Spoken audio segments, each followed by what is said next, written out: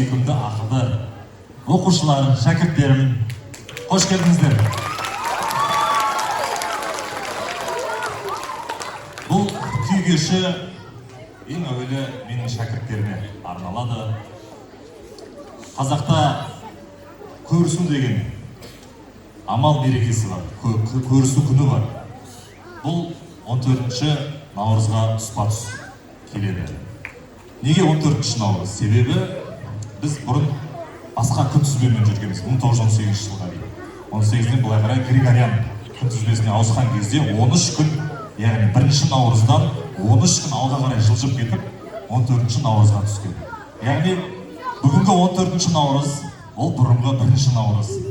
Яғни көктемнің, жаңа жылдың келуімен тұспа-тұс келеді. Осы кезде жас кішкентайлар үлкендерге барып сәлем беріп, көрісіп, қыстан аман-есен шықтыңыздар ма деп амандасып қайтатын болады. Өздеріңіз қалай? Қыстан аман-есен шықтыңыздар ма? Қош келдіңіздер. Бір жастарыңыз құтты болсын деп айтады. Өйткені бұрындары, балаларға айтайын, балалар бұрындары қазақ халқы туған күн тойламайды. Біз қазір туған күніміз тойлаймыз, иә? Бұрын 1-ші наурыз келді ма, жаңа жас келді деп есептелген. Сондықтан бір жастарыңыз құтты болсын деп айтқан. Сіздерге де бір жастарыңыз құтты болсын деп айтқан. Қош келдіңіздер. Бірінші орындалған күй өздеріңізге таныс. Наурыз келген кезде сахнаға біздің халық әртісіміз Роза Рымбаева шығады. Сол кезде осы күй орындалады. Темірбек Ахметовтың Шернияз деген күйі болатын. Екінші күй тарихи күй. 15-ші ғасыр мен 17-ші ғасырдың ортасында қазақ пен ноғай халқының ауызбіршілігі, ынтымағы бекем болған, бір халықтай өмір сүрген. Сол кезде қазақ пен ноғайды ажырату мүмкін емес еді. Бірақ белгілі бір тарихи себептерге байланысты қазақ пен ноғай екі жаққа айырылып, елдің ар жағына ноғай халқы көшіп кетеді. Осы кезде ноғай халқын қимай, қазақ халқының шығарған күйі деседі. Халық күйі ел айырылған. Қабыл алыңыздар. Балалар, ел айырылған тыңдаймыз ба? Ал күй деген тыныштықты жақсы көреді. Тыныш тыңдаймыз.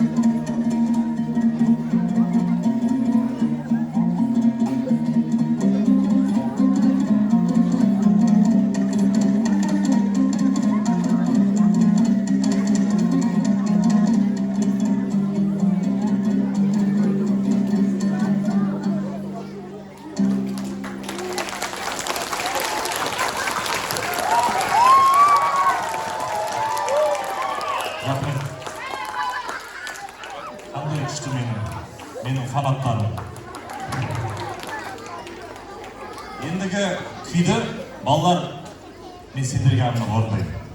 Бұл күйдің аты бөгелек.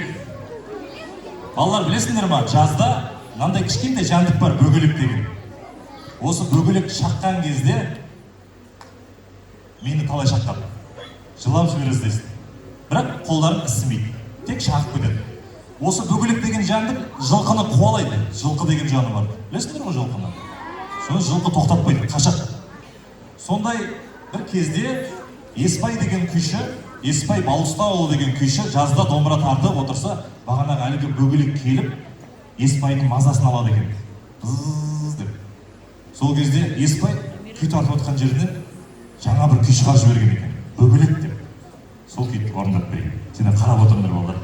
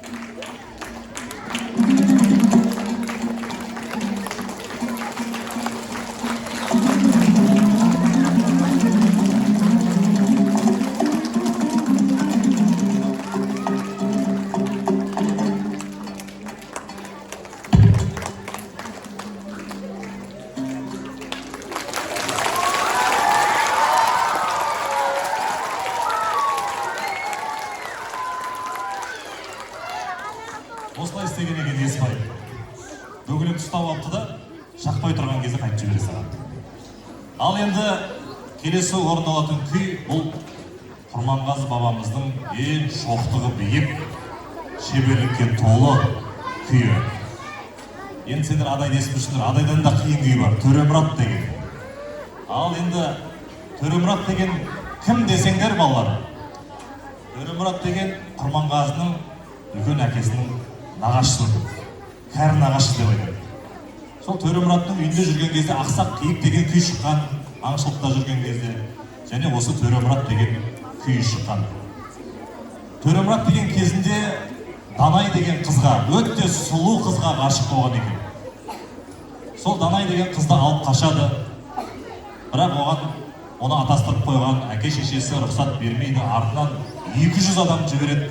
Сол кезде ана Түркменстанның шекарасында Бейнеу жақта шайқас болады. Сол жерде Төремұрат махаббаты үшін қаза болған екен.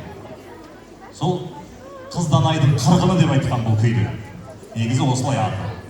Кейін Төремұрат деп аталды. Құрманғазының Төремұрат деген күйін қабыл алыңыздар.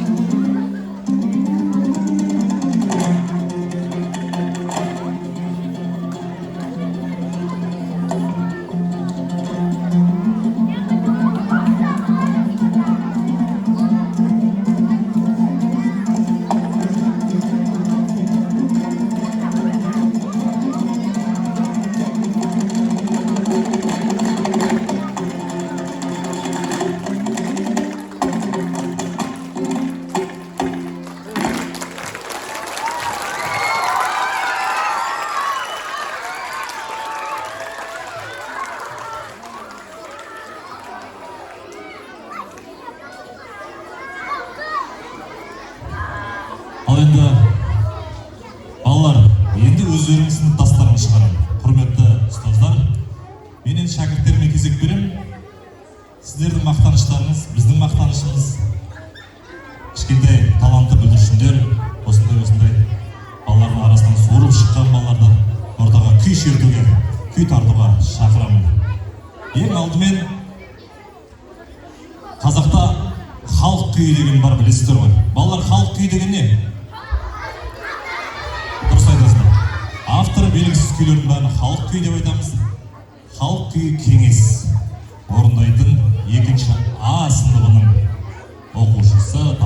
оқушысы Амина Жаңабай. Қарсы алыңыздар.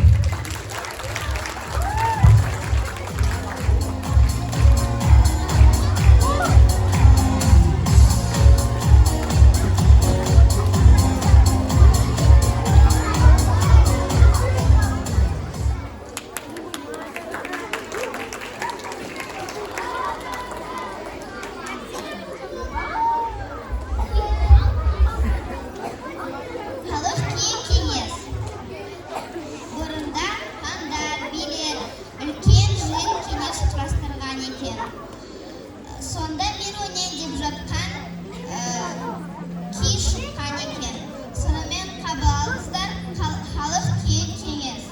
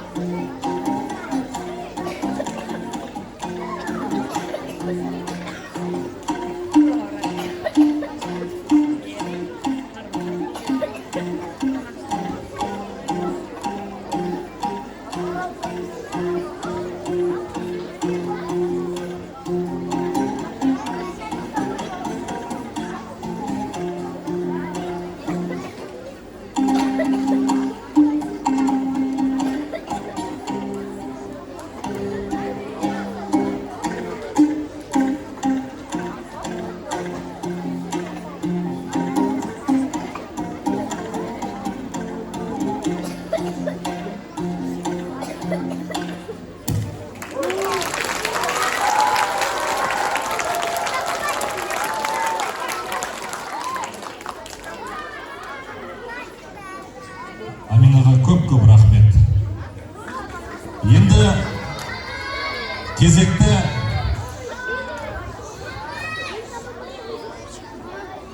Мәлғаждар Аубакыровтың Наркескен атты күйіне береміз. Сахнада тағы да менің талантты шәкірттерім. Қазір ғана алдыңызда өнер көрсеткен екінші А сыныбы Амина Жаңабай, екінші Ә сыныбынан Ерсұлтан Жалғас, екінші Б сыныбынан Арнұр Бақытбек, Нұрасыл Айдар, Талсын Жаңабай және ұстазы Ержан Шамекеевті қарсы алыңыздар.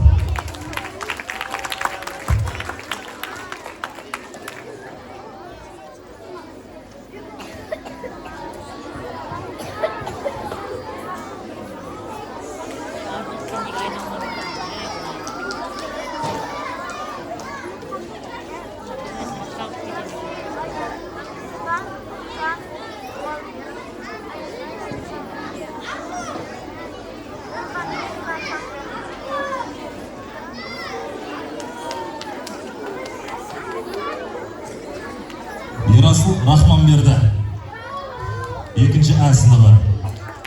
Балалар орындықтарын дайындағанша, не орындайсыңдар? Айтып беріңдер. Мәлғаждар Аубакыровтың күйі. Нәркескен композитордың баласына арналған күй. Нәркескен деген сөз батырлардың қолындағы үлкен қылыштың бір түрі. Қабыл алыңыздар. Бәлғаждар Абакыровтың күйі Нәркескен.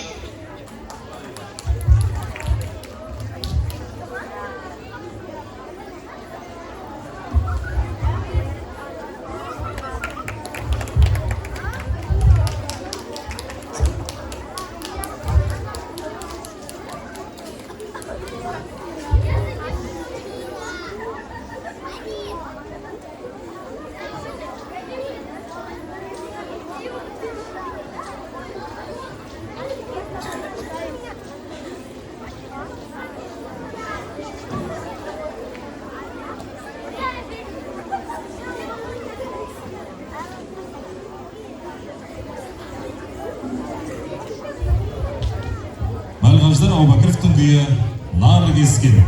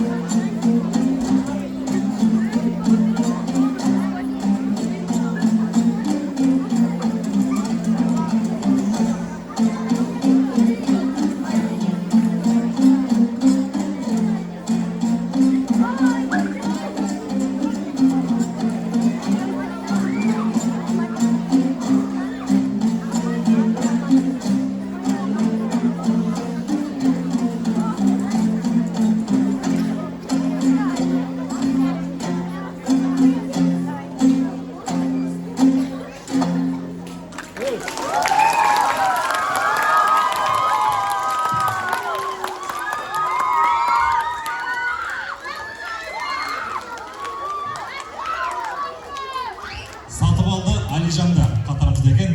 Қошеметтеріңіз біздің балаларға.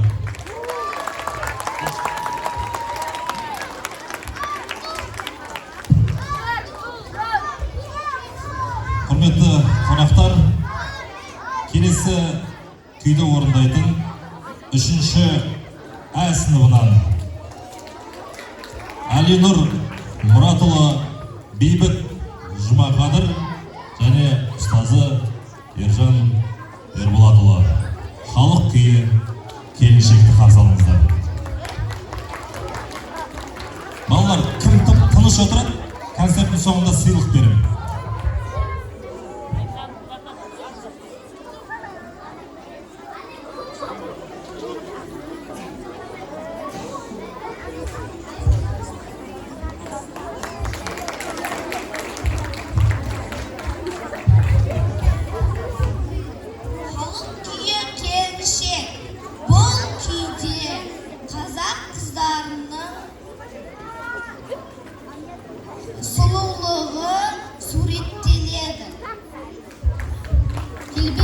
жүрісі, әдемі жүрісі, шай құюы, дастархан жаюы суреттеледі.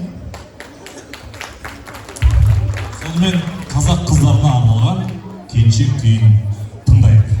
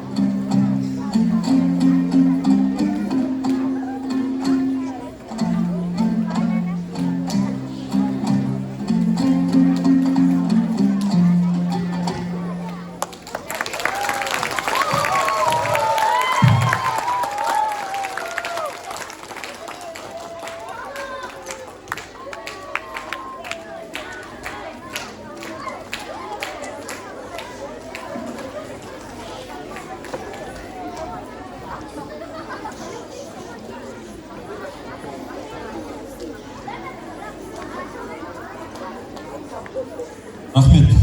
Енді ортаға құрметті қонақтар, бізде Тамыз мектебінің бір ерекшелігі домбыра пән ретінде оқытылады. Бұл көп мектептерде ондай кездестіре бермейсіз. Сондықтан менің де қызығып осында келгенімде сол. Және оны мен мақтанышпен айтамын. Өйткені біз қазір ұлттық тәрбиені балалардың бойына сіңіріп жатырмыз. Мына жерде қазір күй тыңдап отыр қаншасының құлақ арқылы көкірегіне ұлттық құндылықтар құйылып жатыр. Сондықтан мен осыған өте қуаныштымын. Және пәнмен бөлек бізде үйірме сабақтары бар. Үйірмеде бұрын соңды домбыра ұстаған, домбыра үйренген балалар келіп ансамбльге отырады. Сондай талантты балалардың бірнешеуін ортаға шақырайын. Құрманғазының күйі Айжан қызбен 3-ші Б сыныбынан Ерғанат Шаймардан Талант тоқтасын және 2-ші А сыныбынан Ерсұлтан жалғасты. Қарсы алыңыздар.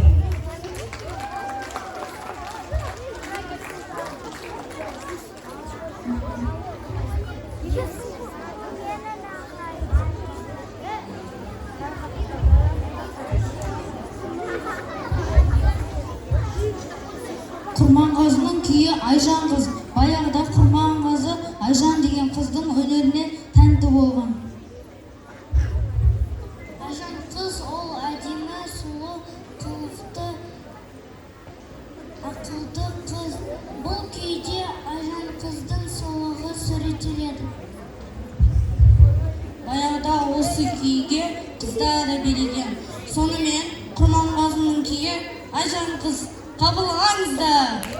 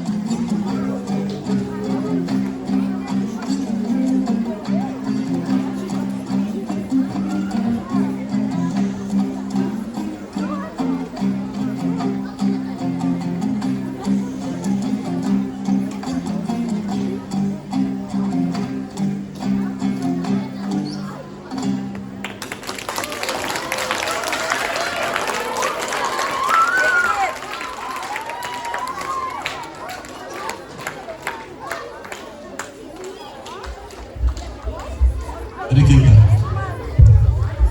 Үйірмеге қатысып жүрген тағы да талантты балалар бар.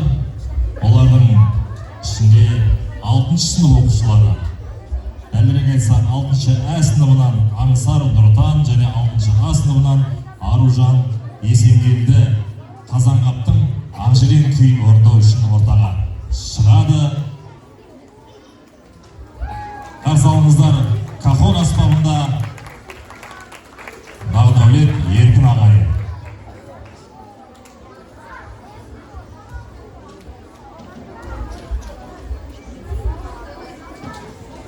Қазанғаптың күйі Ақжелең. Батыс Қазақстанда 62 Ақжелең ойнаған күйшілер үлкен құрмет ие болған.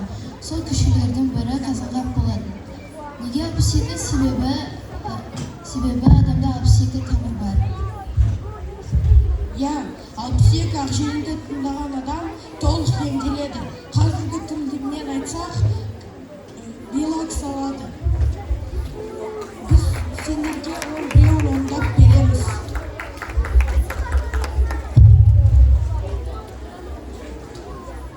Қазанғаптың күйі Ақжелең.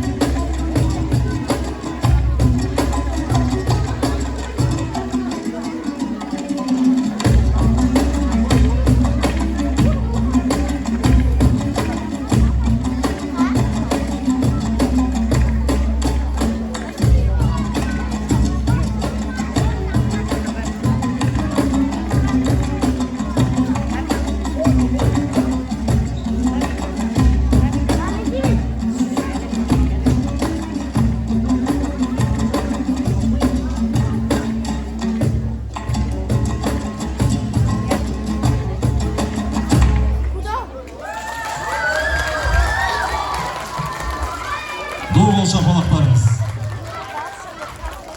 Келесі боп сахнаға халық күйі Тепенгөк. Тепенгөкті орындау үшін біздің көршілеріміз осы тамыздың шәкірттері орыс бөліміндегі 2 Е сыныбынан Жәңгір Дауызов, Айдан Арымбетов және қазақ бөлімінен 4 Б сыныбынан Алижан Бейбіт және қонақ боп келіп отырған 146 мектеп шәкірті Ибрагим Серікті ортаға шақырамыз. Жетекшісі Бағдәулет Еркін ағайларымен бірге.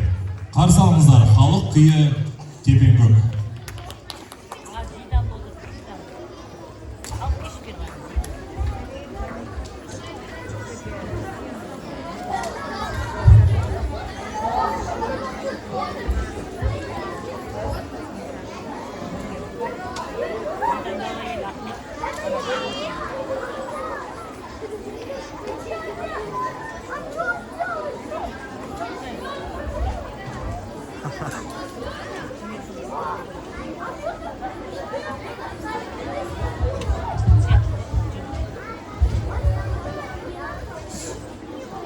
Баяғыда бір кедей жігіт болыпты.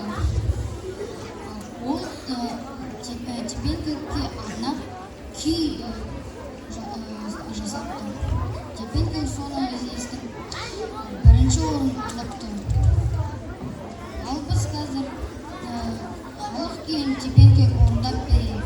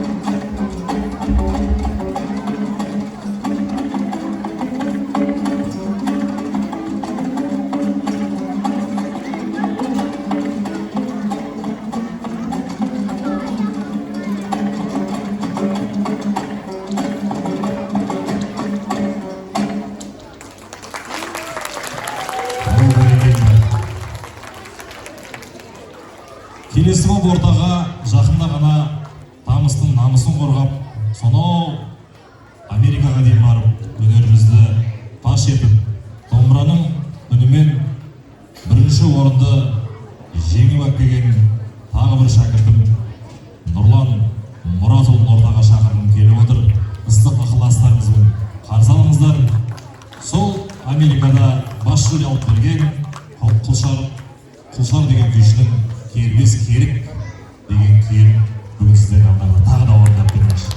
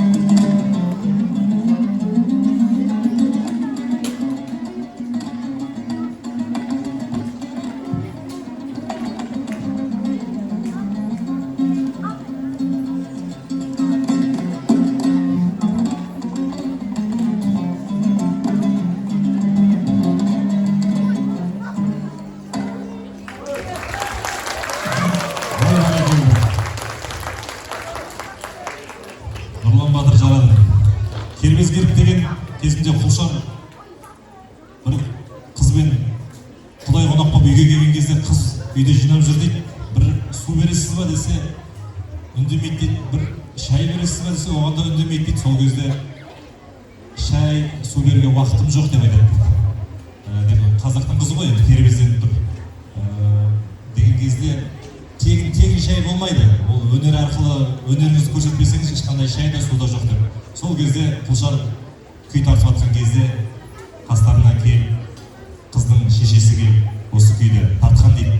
Сендер күйдің домбыра тартқан кезде үстіңгі шек пайдаланбайды екенсіңдер. Соны мен сендерге көрсетейін деп, сол кезде бір мастер-класс көрсеткен екен. Сол күй Құлшар Ерназарұлының күйі Кербез Керік деп тарихта қалған. Нұрлан орындады, Америкаға барды, бас жүлдені алды. Ризасыздар ма? Ал енді қадірлі қонақтар, балалар шулап шаршадыңдар ма? Осылай тыныш отырыңдар. Енді ортаға мен үшін өзі тосын сый болған.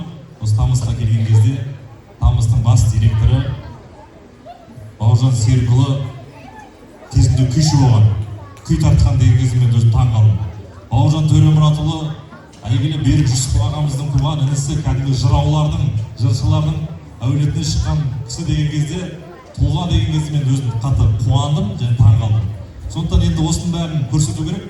Бауыржан Төремұратұлына бір жыр орындап бермедіңіз ба десем, кішкене келесі жыл орындаймын дегенде айтты. Ал енді бүгін ортаға Тамыз Education'ның бас директоры Бауыржан Серік мырзаны ортаға шақырамын. Өте бір күй орындап берсеңіз, не орындайсыз, өзіңіз айтсаңыз. Сіздерге тосын сый. Мен де бірінші рет көрейін деп тұрмын. Бәріміз бірінші рет көрейін деп тұрмыз.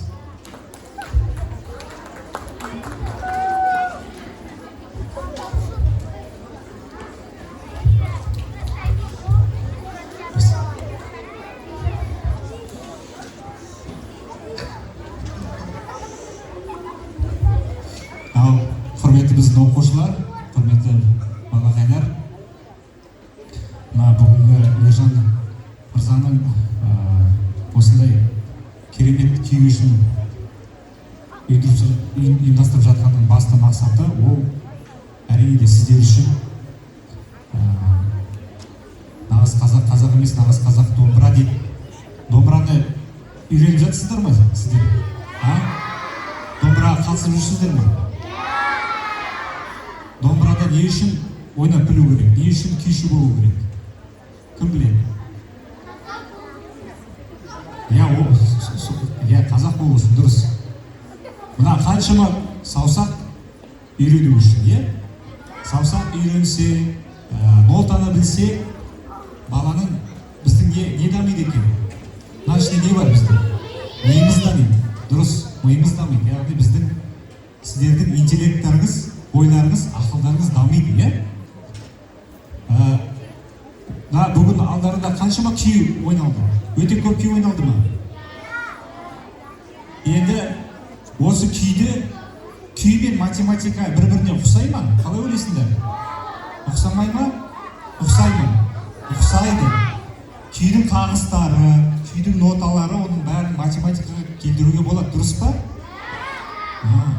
Мына алдарында әр күйдің тарихын айтып берді, сендер сияқты оқушылар. Ол үшін тіл керек па? Тіл.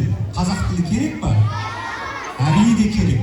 Әдебиетті білу керек, әдеби тілде күйдің тарихын айтып беру керек. Ол үшін тарихты білу керек па? Тарихты да білу керек, батырларды білу керек, жырларды білу керек, хандарды, билерді білу керек. Сондықтан күйді егер үйренсеңдер, домбыраны үйренсеңдер, сендер тек қана домбыра емес, оның ішінде математикасын, оның ішінде тілін, оның ішінде ділін, оның мәдениетін барлығын бірге тарихын үйренесіңдер. Дұрыс па? Ендеше қане қол көтеріңдерші, осы күйге үшін енген қаншама кім домбырашы, күйші, осы Ержан ағай сияқты мықты, Нұрлан Сегіз жігіт сияқты мықты кім күйші болғысы келеді? Жарайсыңдар. Ендеше бүгін мен сендердің алдарында бір күй ойнап берейін, Ол күйдің аты Науаи немесе Науысқы. Күй атасы деп кімді айтамыз біз? Қайта оған? Бәрекелді, Құрманғазы. Ендеше күй анасы дейміз ба? Күй апасы деп кімді айтамыз? Дина Нұрпейіс, жарайсың. Дина Нұрпейіс қызы. Ендеше алдарында бүгін Дина Нұрпейіс қызы апамыздың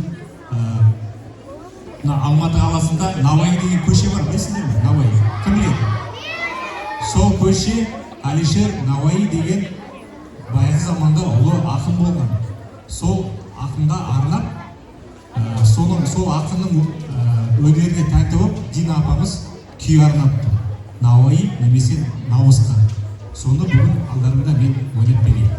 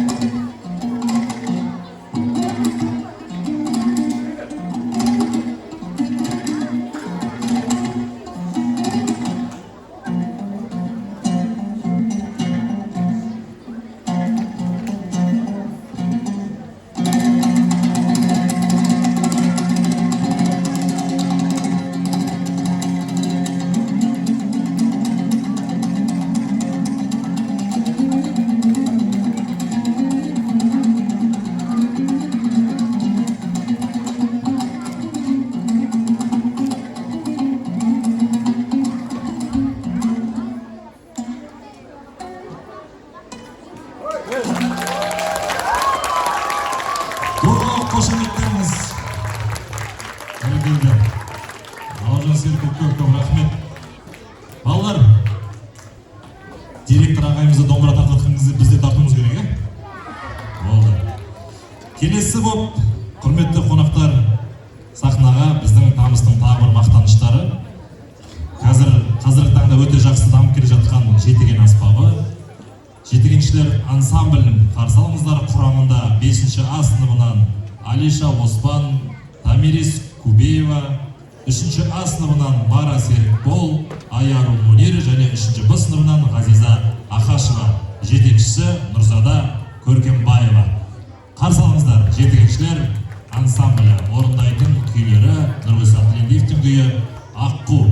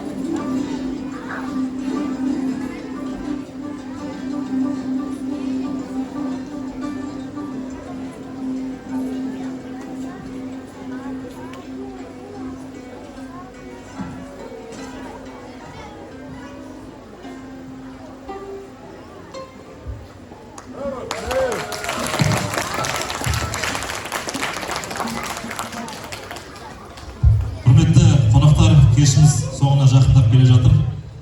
Уәде еткендей, афишамызда жариялағандай, қазір жетігеншілер ансамблін қайта шақырамыз ортаға, бірақ құрамы басқаша.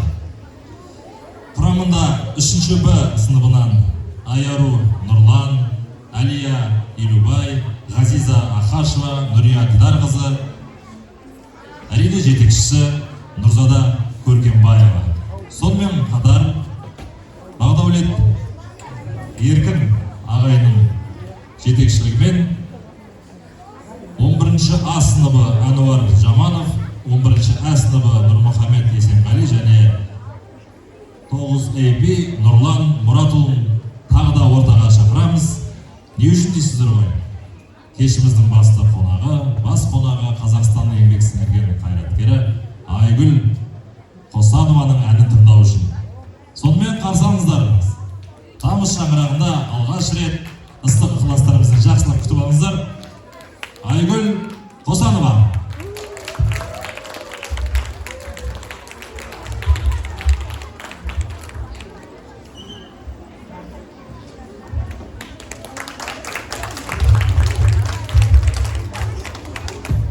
Армысыздар, құрметті ұстаздар, оқушылар.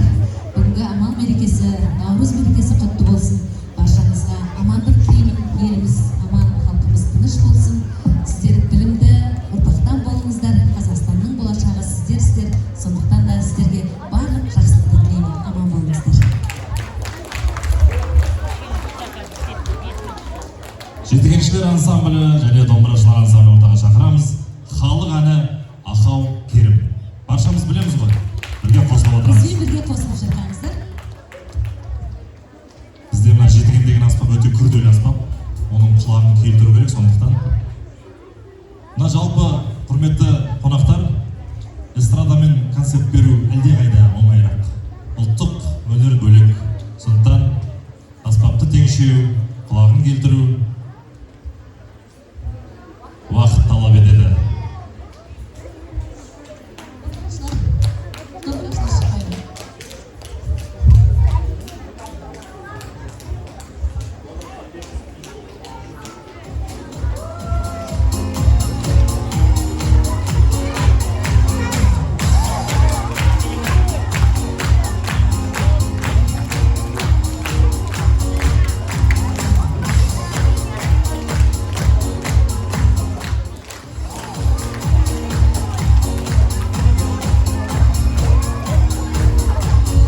Қошеметтеп қарсылайық балаларымызды.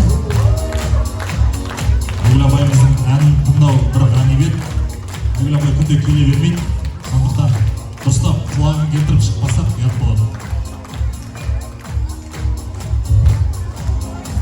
Ал халық әні Ақау Керім.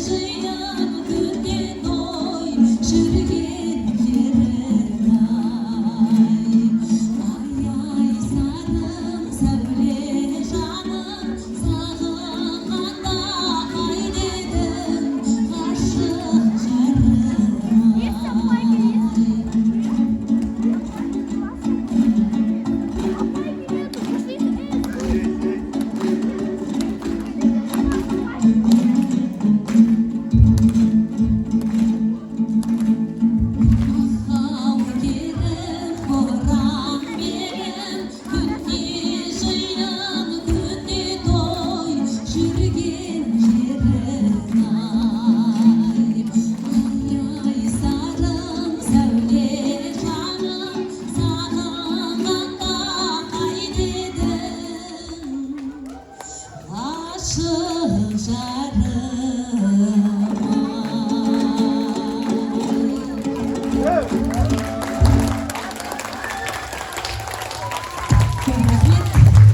балаларға қошеметтеріңіз болсын. Қандай керемет осындай мектепте қазақтың ұлттық аспабын меңгеріп жүрген, оны үйретіп жүрген ағайларына үлкен алғыс айтамыз, апайларына алғыс айтамыз. Және де дәл осындай бүгінгі концертті, бүгінгі амал мерекесінде қоюдың өзінде де бір үлкен мән бар сияқты. Олай болса, келесі жылы бұдан да үлкен сахнаны толтырып отыратын балаларымыз көп болсын деп ойлаймын. Ал енді мен өзім домбырамен тағы да бір ән айтып берейін, рұқсат болса.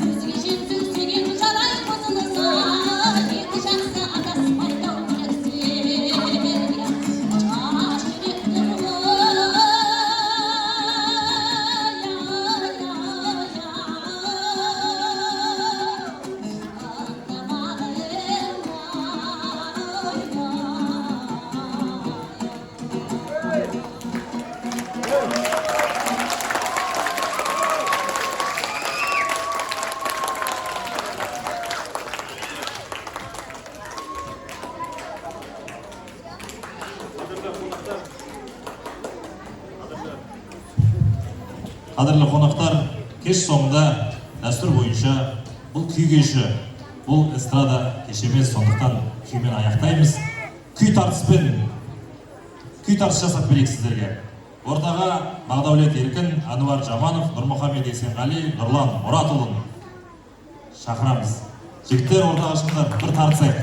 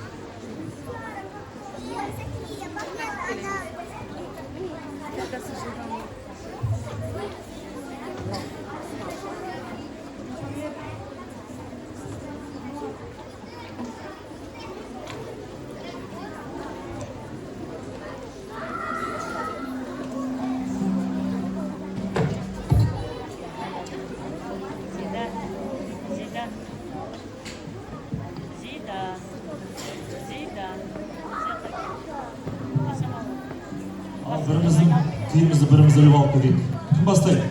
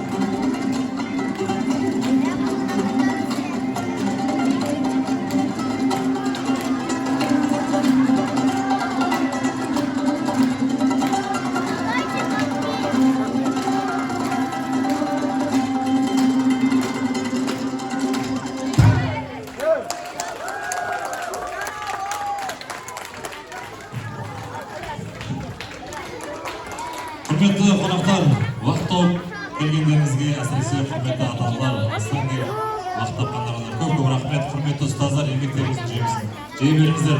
Балалар, кім тыныш отырады, соған сыйлық бар дедім. Бердік па? Уәде ғой, иә? Сыйлық алдыңдар ма, компьютер алдыңдар ма? Ал, Наурыз құтты болсын. Бүгінгі көрісу күні баршамызға құтты болсын. Отбасыларыңызға тек ынтымақ, береке, байлық тілейміз. Барша туысқандарыңызды көрісу мерекесімен құттықтап қойсаңыздар болады. Наурыз мерекесі құтты болсын. Рахмет. Осымен біздің концертіміз өз мәресіне жетті.